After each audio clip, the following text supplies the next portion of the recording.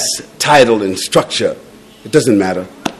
We're all headed towards death.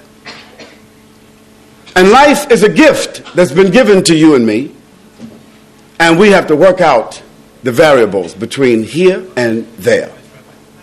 So when we speak about the purpose of life, for individuals, it's really a simple issue, but we need to take a look at it. Now, for individuals and for governments, the purpose of life is a little bit different. It takes upon a different set of dynamics. And I want to discuss with you from a social-political point of view, because my background is sociology. And so it means I study behavior. I study the behavior of governments, civilizations, societies. I study the behavior of individuals. That study of behavior helps me to understand when something is here and you study the evolution of it, where it has come from, you get an understanding of where it is headed.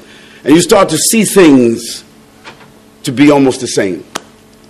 And when we talk about life, the life of a person, whether their life expectancy or their life anticipation, their life involvement, for all human beings, it's basically the same. Now, you might eat a little more fancy food than somebody that's living in Rwanda. You may live in a little more fancy house than someone that's living in Somalia or Afghanistan. You may have a little bit more choice of clothing when you open up your closet than someone that might be living in the Amazon. But when you're sick, sickness is the same, and your response to sickness is the same as those people that we just talked about. And when you have trauma in your life, tragedy in your life, you respond to it the same as those people. As a matter of fact, when people have been undergoing trauma on a daily basis, they deal with it better than what you and I will deal with it when it comes to us.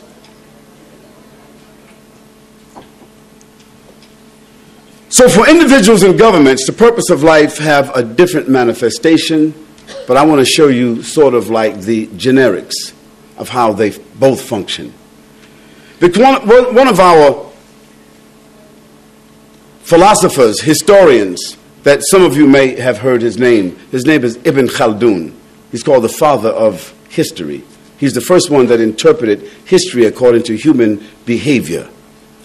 He said that the cycle of life for individuals, the cycle of life for governments and civilizations are the same as the cycle of life for human beings.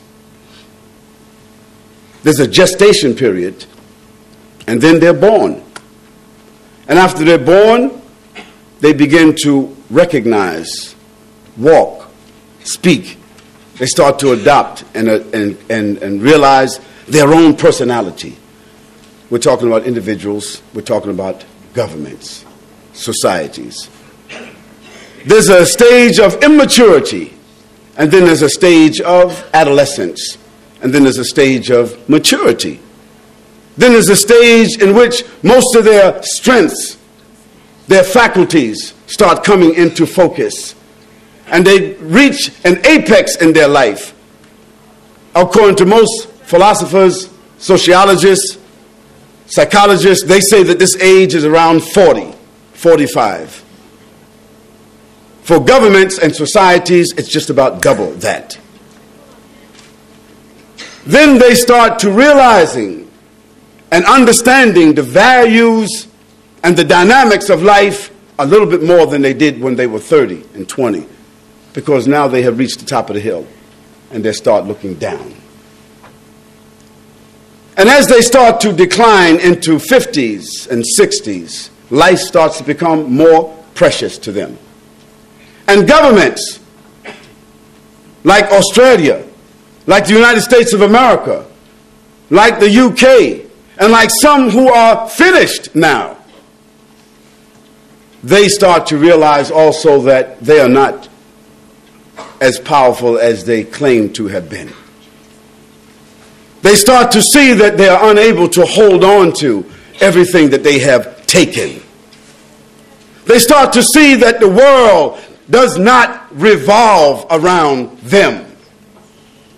They start to realize that they cannot exist without the collaboration and the cooperation of other individuals, of other governments, of other people. They start to realize this.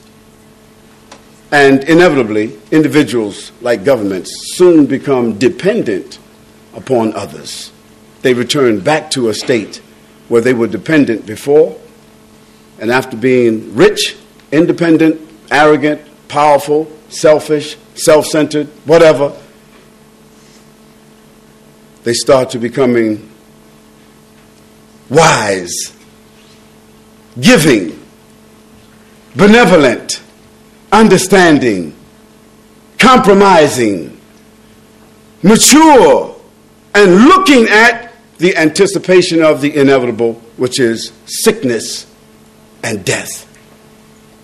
And one day, some of us in this room will remember that this has been said, that a great country like Australia, great country like America, where I'm from, great country like Great Britain, France, Germany, all these great countries, there's going to be a time, maybe not in our lifetime, when someone will speak about them with a historical, rhetorical mention, because they'll be over.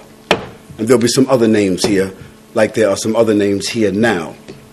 And we speak about others who were here, who thought they were powerful and would be here forever, rhetorical and historical.